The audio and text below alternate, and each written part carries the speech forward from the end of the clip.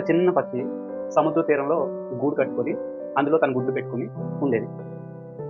ఒకరోజు సముద్రంలోంచి అలలొచ్చి ఆ గుడ్లు మొత్తాన్ని సముద్రంలోకి తీసుకెళ్ళిపోయాయి. అలా తీసుకెళ్ళిపోయిన తర్వాత ఈ పక్షి తన గుడ్లు పోయి అని చెప్పి ఎంతగానో ఏడ్చింది. సముద్రాన్ని ప్రాధేయపడింది. భిక్షం ఎత్తుకుంది, నా గుడ్లు నాకు తిరిగిచ్చేయి అని చెప్పి. కానీ సముద్రం చలించలేదు.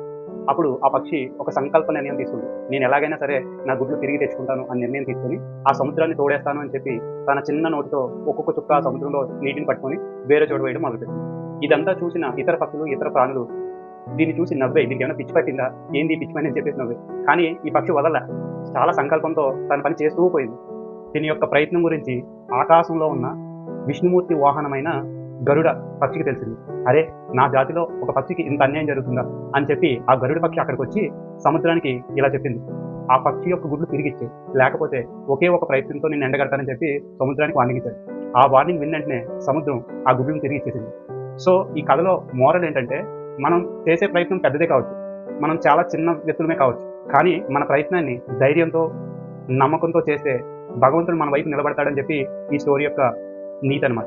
మీరు కూడా ఏదైనా ఒక పెద్ద ప్రయత్నం చేసినప్పుడు ఎవరో ఒకరు మీకు సపోర్ట్ చేసే ఉంటారు. అలాంటి స్టోరీ ఏమైనా ఉంటే కామెంట్‌లో మెన్షన్ చేయండి.